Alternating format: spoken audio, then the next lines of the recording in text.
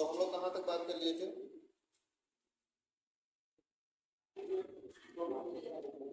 चलिए बताइए, सबसे पहले तो बताइए कितने महाकल्प हैं, सारों सबका नाम बताइए। बताओ। एक बोलना। ट्राइटोजोइक, हाँ, ट्राइटोस, ट्राइटो का नहीं रहेगा, फेनेरोजोइक महाकल्प, तीन महाकल्प, बैठिए। चलिए अगला बताइए, क्राइटोस महाकल्प में दो कल्प हैं, कौन बताएगा दोनों का नाम? तो बताओ।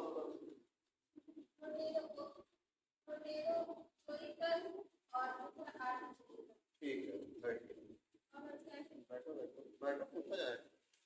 प्रोटेरोजोइक में क्या कोई युग है? नहीं है। ठीक है, फिर आर्के जोइक में कितने कल्प महायुग है? दो। कौन बताएगा नाम? इस लाइन का भी कोई प्रतिनिधित्व करेगा? चलिए बताइए, आप बताइए कौन सा? अरे देखना नहीं है।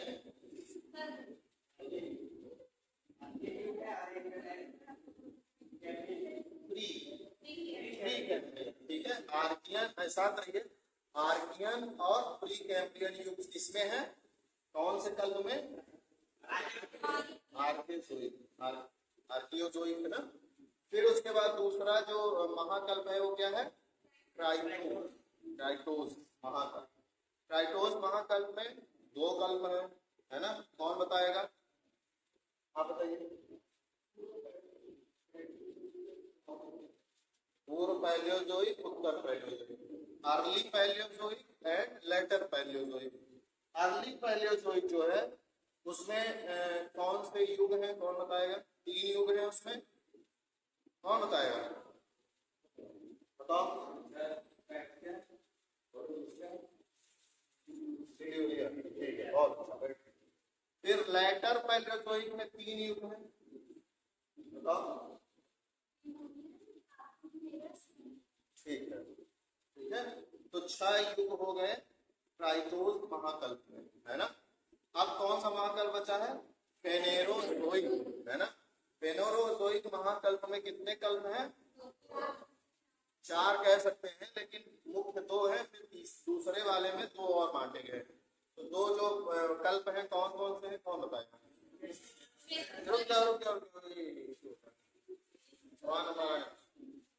मेसोजोइक और सीनोजोइक। ठीक है, सीनोजोइक में 2 कल्प बांटे गए, बैठिए बताओगी, देख के बता रही है। क्या याद था? चलो अच्छा, कोई बात नहीं। सीनोजोइक में कौन कौन से कल्प हैं? हाँ, ठीक है। अब मेसोजोइक है ना, मेसोजोइक में 3 युग है, 3 युग है, ठीक है। क्या नाम है? Triassic, Jurassic, Cretaceous. ठीक है, फिर उसके बाद आएगा सीनोजोइक, है ना। सीनोजोइक में 3 युग है। सीनोजोइक में ही आपने 2 विभाजन किया ना, एक कौन सा किया? टर्शियरी, और दूसरा कौन सा किया है? नियोजोइक।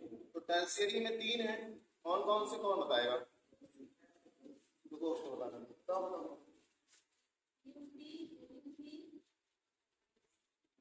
Eocene, Oligocene, Miocene. ठीक है, तुम बताओ इसके आगे कौन से हैं 3 तो नियोजोइक में? Pliocene, Pleistocene, Holocene. ठीक है, है? हाँ, होलोसीन युग में हम लोग क्या है, रहते हैं। तो इस तरह से 3 महाकल्प, है ना, 6 कल्प, या 6 2 8 कह सकते हैं, 8 कल्प, और लगभग 10-12 के आसपास हो गए क्या जो युग है। देख लीजिएगा दोस्तों, ये सब क्रम से याद रहेंगे ना, तो जैसे जब आप आगे भौतिक भूगोल पढ़ेंगे, जब हम लोग हिमालय की उत्पत्ति पढ़ेंगे, या जब पढ़ेंगे कि भारत की उत्पत्ति कैसे हुई, उसमें आएगा कि क्रिटेशियस काल में जो है, क्रिटेशियस युग में भारत क्या हुआ, अफ्रीका महाद्वीप से अलग होकर उत्तर पूर्व की ओर गति कर रहा है। तो क्रिटेशियस बोलेंगे तो वहां ये नहीं समझाने जाएंगे कि वहां की महाकल्प, आपको बोल देंगे कि महाकल्प था आपको पढ़ा दिया गया है, वहां से पढ़ लीजिए, ठीक है। तो ये इसलिए महत्वपूर्ण है। हम लोग इसमें बात कर रहे थे कौन कौन से महातत्व की बात कर रहे थे ना। क्राइप्टोसोइक में कहाँ बात हो रही थी?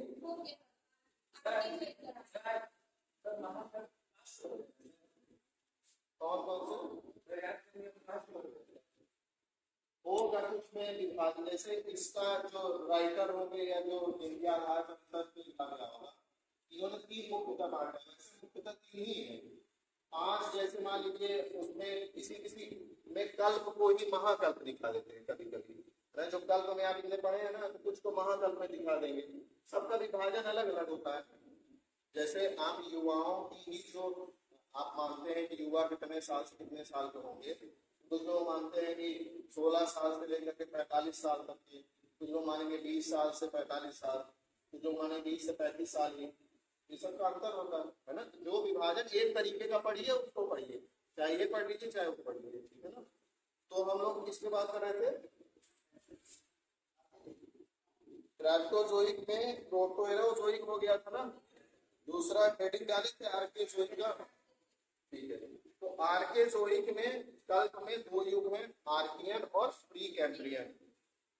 इस समय भी जो है जीवन का विकास नहीं है, ठीक है ना, अजैविक ही है ये एजोइक जो है उसी के अंतर्गत है कल्प, प्रोटेरोजोइक और आर्केजोइक। और आर्केजोइक में ही 2 युग है ना, आर्कियन और प्री कैम्ब्रियन। तो ये कैसे हैं? अजैव ही है, एजोइक ही है, मतलब इसमें जीवन का कोई विकास आपको देखने को नहीं मिलता है। इस समय पे क्या थी? पृथ्वी जो है गर्म गैस का गोला थी और उसके साथ में वो धीरे धीरे ठंडी होती गई। तो जब वो ठंडी होती गई तो क्या होता है, जब कोई वस्तु ठंडी होती है,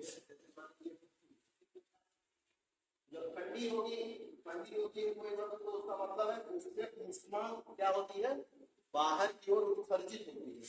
तो ऊष्मा बाहर की ओर उत्सर्जित होती है, ऊष्मा हो गया, गैस हो गया, ये सब बाहर की ओर उत्सर्जित होती है। तो इसका जो आकार है वो सिकुड़ता है। सिकुड़ने का जो क्रम है ना, वो चट्टानों की प्रकृति पर निर्भर करेगा। जहां घनत्व तो ज्यादा होगा चट्टानों का, है ना, वो क्या हो जाएंगी?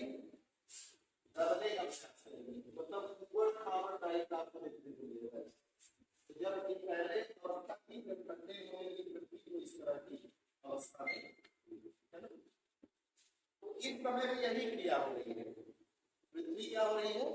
गर्म गैस का गोला थी और धीरे धीरे क्या हो रही है? ठंडी हो रही है, विकिरण के माध्यम से उसका उत्सर्जन हो रहा है ऊष्मा का, ठीक है। तो इस समय पे जो चट्टाने बनेगी, यही सब होगा। जीवन नहीं है अभी, जीवन पूरे क्राइप्टोजोइक महाकल्प में नहीं है, ना तो समुद्र में है ना तो कहीं है, ठीक है ना। तो क्राइप्टोजोइक महाकल्प में कोई जीवन नहीं। इसमें थोड़ा लिखिए आर्केजोइक में, आर्केजोइक में लिखिए। इसकी अवधि आज से 150 160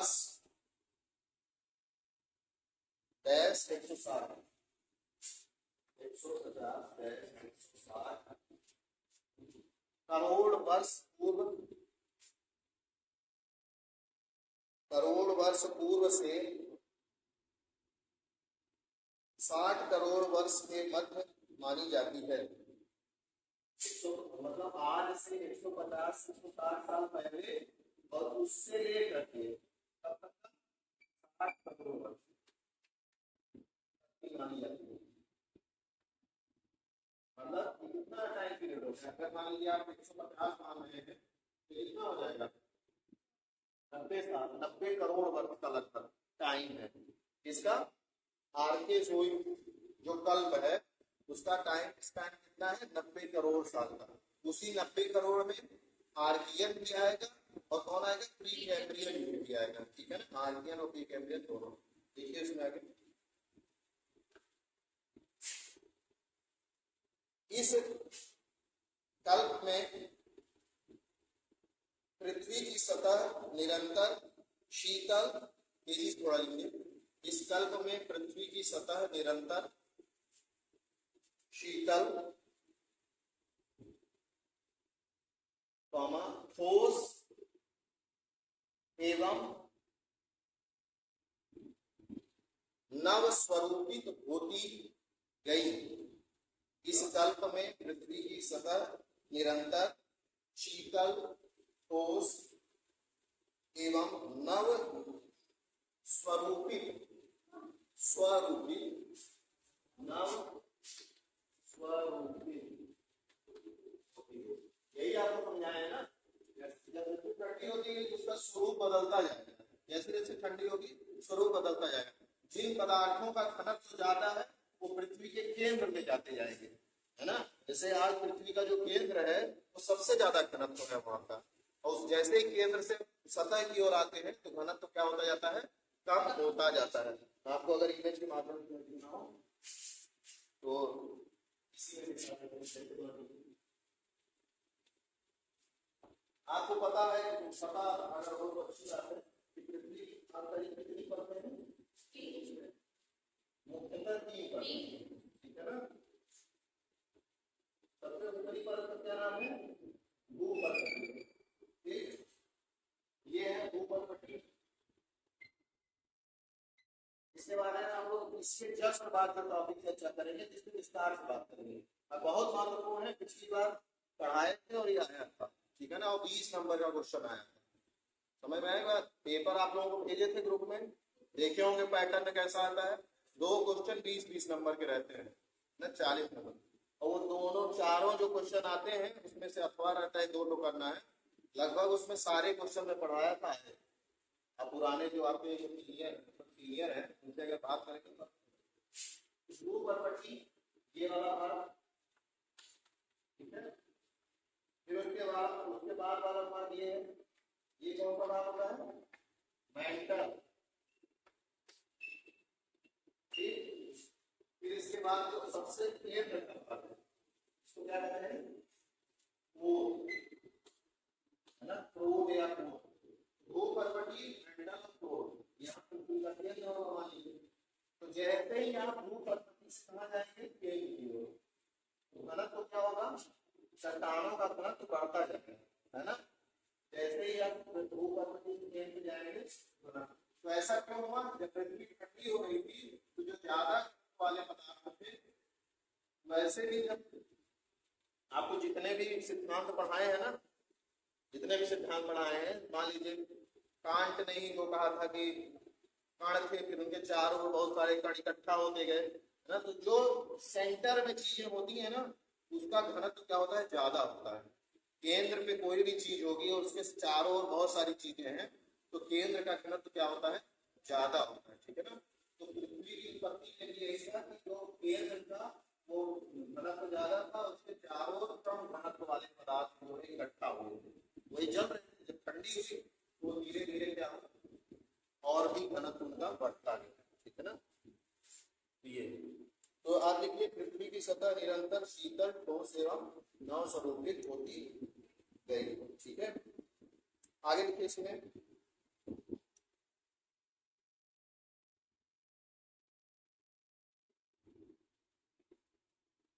प्रोटेरो लिखना नहीं है, प्रोटेरोजोइक जो कल्प था इसी में, इसके पहले का कल्प है ना, क्राइटोजोइक महाकल्प में प्रोटेरोजोइक कल्प, और कौन सा कल्प है, आर्कियोजोइक। तो प्रोटेरोजोइक महासागरों की उत्पत्ति हो चुकी है ना, बता चुके हैं।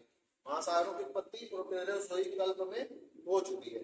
इस कल्प में आगे की बात हो रही है, ठीक है ना। तो लिखिए इसमें, पानी के दबाव के अनुसार, पानी के दबाव के अनुसार चट्टानों का कटाव और जमाव होने लगा। चट्टानों का कटाव, कटाव मतलब अपक्षय, जमाव मतलब निक्षेपण, कटाव और जमाव होने लगा। पानी के दबाव के कारण चट्टानों का कटाव और जमाव होने लगा, ठीक। इससे अवसादी चट्टानों का निर्माण हुआ। अवसादी, आपको बताया चट्टानें होती है, इससे अवसादी चट्टानों का निर्माण हुआ। एक अवसादी होती है, एक आग्नेय होती है, एक कौन सी होती है,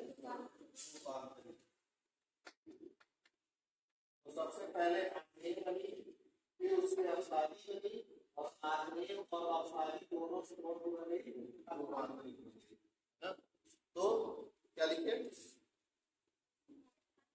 इससे अवसादी चट्टानों का निर्माण हुआ। ठीक है ना। तो अवसादी चट्टानें कैसी बनी है?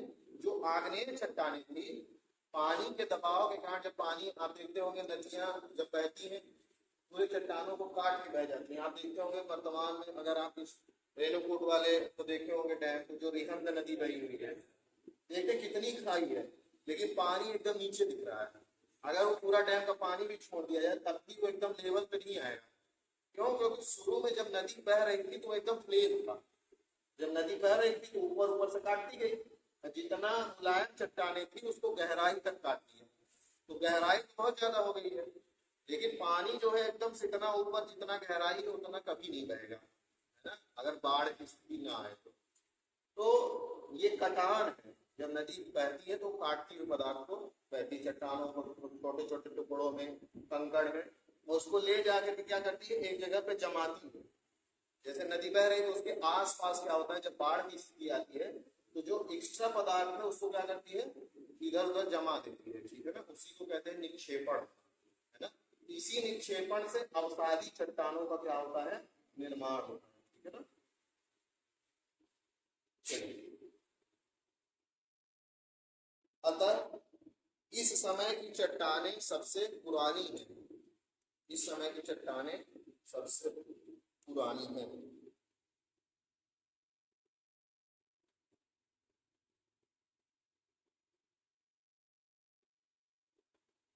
इसी समय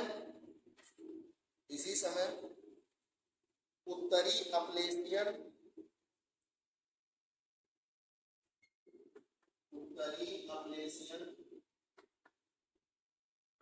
अरावली, अरावली का नाम सुने होंगे आप लोग। अरावली कहाँ है? पर्वत अरावली, माउंट आबू, हाँ, ये राजस्थान और दिल्ली के बॉर्डर के आसपास है ना। माउंट आबू घूमने जाते हैं हिल स्टेशन। तो अरावली पर्वत, उत्तरीय प्लेशियन अरावली,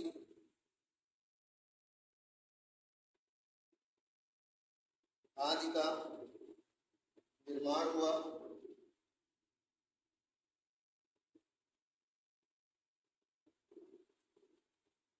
साथ ही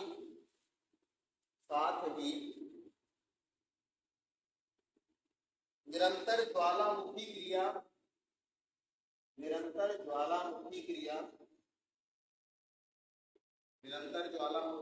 तथा दबाव के बढ़ने से, निरंतर ज्वालामुखी क्रिया तथा दबाव के बढ़ने से कायांतरित चट्टानों का भी निर्माण हुआ। कायांतरित या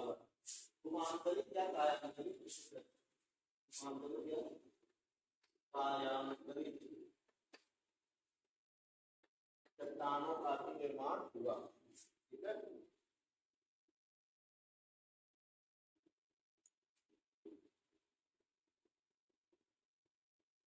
कायांतरित चट्टानों का निर्माण हुआ। जैसे कायांतरित चट्टानों का कुछ नाम लिख लीजिए। ये ऑब्जेक्टिव में कंपटीशन में आप कोई भी पेपर देंगे तो कभी कभी पूछ लेते हैं कि निम्नलिखित में से कौन सी कायांतरिक चट्टान है, निम्नलिखित में से कौन सी आग्नेय चट्टान है, निम्नलिखित में से कौन सी अवसादी चट्टान है ना। तो 4 विकल्प दिए होंगे, एक तो कायांतरित होगा, तो नाम पता होगा तब ना उसको सही कर पाएंगे। बहुत महत्वपूर्ण है, आप लोग तैयारी करने वाले हैं सब लोग, तो लिखिए उसमें। जैसे नीस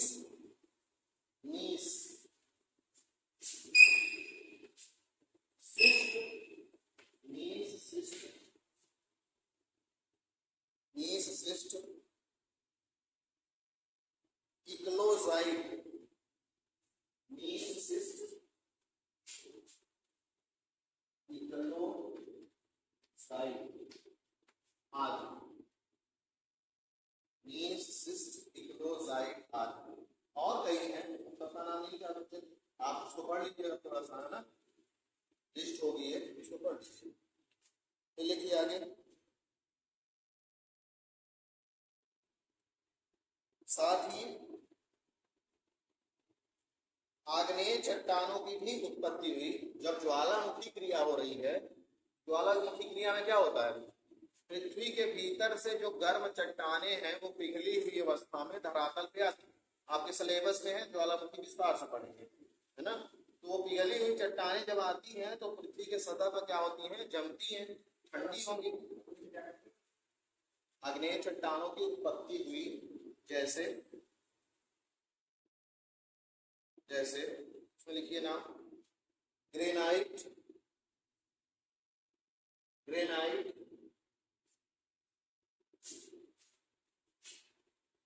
गेब्रो, ग्रेनाइट,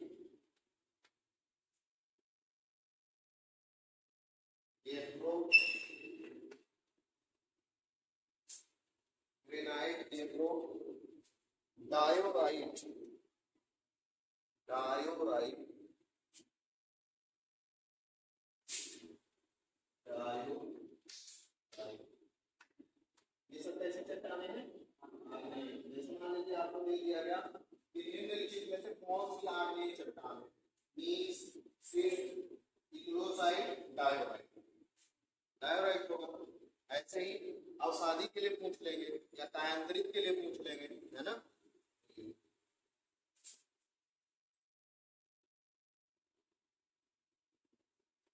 पृथ्वी पर पैंजिया नामक विशाल व संयुक्त महाद्वीप,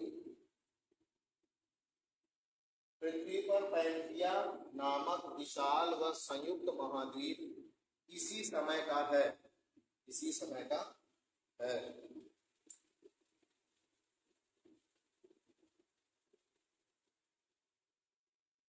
इस समय तक किसी भी प्रकार के जीवन का विकास हुआ हो, इस समय तक किसी भी प्रकार के जीवन का विकास हुआ हो, इसका कोई प्रमाण नहीं मिलता है। इस समय तक जीवन का कोई भी विकास हुआ हो, इसका कोई भी प्रमाण नहीं मिलता।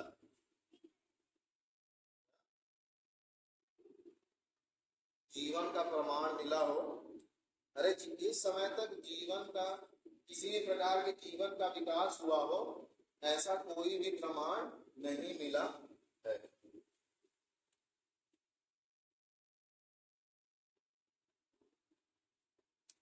लेकिन कुछ पुराजीवी प्राणी शास्त्रियों, लेकिन कुछ पुराजीवी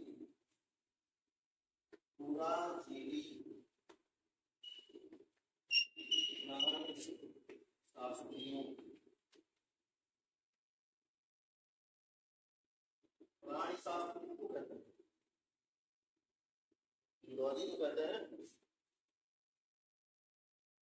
तो जो जीवों का अध्ययन करते हैं कि जीवों का कौन सा जीव किस समय का है, तो जो पुराने प्राणी शास्त्री हैं उनका मानना है, लिखे उसमें कि कुछ, किंतु क्या लिखे, किंतु कुछ, लेकिन कुछ पुराजीवी प्राणी शास्त्रियों के अनुसार इस समय तक महासागरों में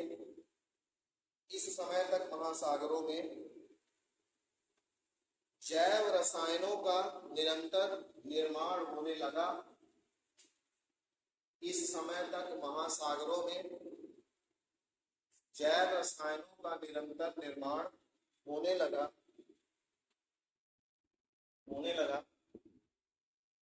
इसलिए इसे प्राच्य जीवन का उषा काल लिखेंगे ना, प्राच्य मतलब प्राचीन जीवन का उषा काल।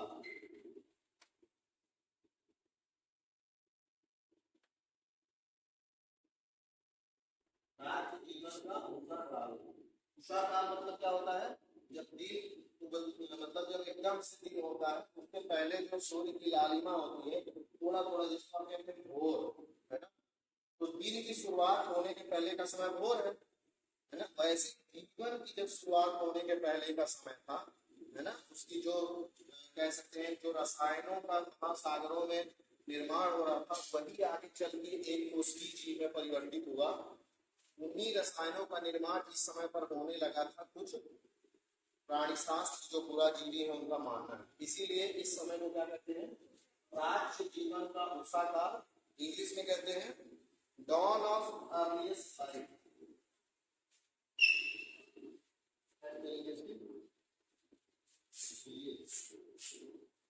dawn of earliest life, bracket में लीजिए dawn of earliest life। ये भी महत्वपूर्ण क्वेश्चन है ना। मान लीजिए आप ज्योग्राफी पे एमए करना चाहते हैं, नेट करना चाहते हैं, है ना, या ज्योग्राफी से ही आप क्या पीजीटी देना चाहते हैं, उसमें इस तरह के सवाल आ सकते हैं कि प्राच्य जीवन का उषा काल जो है किस महाकल्प को कहते हैं। कौन सा महाकल्प है? ट्राइप्टोजोइक महाकल्प होगा। लेकिन मान लीजिए कल्प पूछ लिया तो आर्केजोइक, है ना। ये तैयार है। अगला ये महाकल्प समाप्त होता है। तो जो क्राइप्टोजोइक महाकल्प है इसमें किसी भी तरह की जीवन की उत्पत्ति नहीं देखने को मिल रही है, ठीक है। और बस भूमिका बन गई है जीवन आने की। जैसे एकाएक ऐसा नहीं हो कि अचानक से महासागर में कोई एक उसकी जीव पैदा हो गया, ऐसा नहीं। आप इतने बड़े हुए हैं तो अचानक सीधे कॉलेज आ गए क्या? पहले कक्षा 1 KG 1 KG 2 1 2 3 4 5 पास होते गए तो बढ़ते गए, समय के साथ ग्रोथ होता गया। ये पौधा है अचानक इतना बड़ा नहीं हो गया है, पहले छोटा हो रहा होगा, है ना, धीरे धीरे फल भी रहा है। तो ग्रुप में रख दीजिएगा जाते समय, है ना, अभी एक हो वहां 2 तो क्यों ये सूख रहा है? तो सूख में रहता तो क्या होता? ऑक्सीजन तो हम लोगों के यहाँ मिल रहा है ना, प्रकाश संश्लेषण की क्रिया नहीं कर पा रहा है, इस कारण बाकी ये पौधे क्यों नहीं सूख रहे हैं? क्योंकि ये ऐसे पौधे हैं ही जो अंधेरे में रहने वाले हैं, है ना। ये अंधेरे में ही अपना काम चला लेते हैं। लेकिन कुछ लोग जो है उजाले में रहते हैं, ये पौधा भी उजाले वाला है। तो ठीक है, तो कहने का मतलब ये है कि जीवन की उत्पत्ति जो है क्रम से हुई है। पहले भूमिका बनी है, रसायनों का, जैव रसायनों का निर्माण हुआ, वो क्राइप्टोजोइक महाकल्प में हुआ। अब उसके बाद जो है देखेंगे कि सागर में जीवन की उत्पत्ति होगी, महासागर में बिना रीढ़ की हड्डी वाले जीव होंगे। पहले तो ऐसे जीव होंगे कि एक कोशिकीय टाइप के होंगे, कुछ पौधे उगेंगे, है ना, जो लाइकेन होते हैं, है ना, जो शैवाल होते हैं बहुत छोटे सूक्ष्म। फिर उनमें थोड़ा परिवर्तन होगा समय के साथ, है ना, जेनेटिक्स में परिवर्तन होगा। फिर क्या होगा, बड़े जीव होंगे वो सागर में रहेंगे, पहले पौधे और कुछ और जीव सागर में उत्पन्न होंगे। फिर कुछ जीव ऐसे होंगे धीरे धीरे वो क्या करेंगे, सागर और स्थल में दोनों में रहने वाले होंगे, लेकिन उनके पास रीढ़ की हड्डी अभी नहीं होगी, है ना। फिर क्या होगा, रीढ़ की हड्डी वाले जीव होंगे और वो समुद्र से जब बाहर निकलेंगे तो धीरे धीरे उनका जब म्यूटेशन होता जाता है, मतलब जेनेटिक्स में परिवर्तन होता जाता है, तो धीरे धीरे वो स्थलीय भाग में रहने के लिए केवल अनुकूलित हो जाएंगे। तो फिर स्थलीय भाग में अलग जीव और समुद्री भाग में अलग जीव। कुछ जीव जो दोनों में रहने वाले होंगे, है ना, जैसे मेढक आप देखते हैं पानी में रहता है और स्थल में भी जीवित रह लेता है। लेकिन मछली जो है तो क्या रह लेगी दोनों जगह, वो केवल पानी में रहेगी। हम लोग पानी में रहेंगे, हम लोग कहाँ रहेंगे, बाहर रहेंगे, पानी में नहीं रह पाएंगे क्योंकि हमारा शरीर वैसे अनुकूलित नहीं। समय के साथ शरीर में परिवर्तन होता है। जैसे जिराफ जो आप देखते हैं जिसकी लंबी सी गर्दन होती है, वो जब उसका समय के साथ विकास हुआ है, पहले जो जिराफ रहे होंगे वो छोटे, उनकी गर्दन इतनी लंबी नहीं थी, लेकिन वो जिस क्षेत्र में रहते थे उस क्षेत्र के जो पेड़ पौधे थे वो बहुत ऊंचाई पे रहते थे, पत्तियां उनको खाने को मिलती नहीं थी। तो धीरे धीरे वो गर्दन उठाते गए, ये कई करोड़ों साल में हुआ, मतलब कई 1000 साल में हुआ होगा। ऐसे नहीं कि एक दिन आज जिराफ इतना बड़ा था, कल वो सर उठाया तो तब पूरा एकदम बड़ा हो गया, ऐसा नहीं हो जाएगा। धीरे धीरे विकास, जैसे हमारे भी शरीर में कई ऐसे अंग हैं जो विलुप्त होते जा रहे हैं क्योंकि हम उसका यूज नहीं कर रहे। जैसे आँख, जैसे जब कोई जीव पानी में जाता है, समुद्री या कोई भी जलीय जीव है, तो उसके आँख के ऊपर एक फिल्म होती है, परत, वो पानी को अंदर जाने से रोकता है। हमारे भी आंखों में होती थी। ये जो आप इधर देखते हैं ना, एकदम नाक की तरफ कोने में थोड़ा सा उठा हुआ भाग, वो वही फिल्म है जो अब खत्म हो रही है या खत्म हो ही गई है मान लीजिए। तो हमारे पास जो क्षमता थी कि पहले वो फिल्म रहती थी, हम पानी में क्या है रह सकते थे, लेकिन समय के साथ विकास हुआ और परिवर्तन हुआ। ठीक है, तो ये विकास है जीवन का। आगे हम लोग अगले महाकल्प में क्राइटोस और फेनेरोस बात करेंगे, है ना। तो इसको थोड़ा पढ़ के आइए।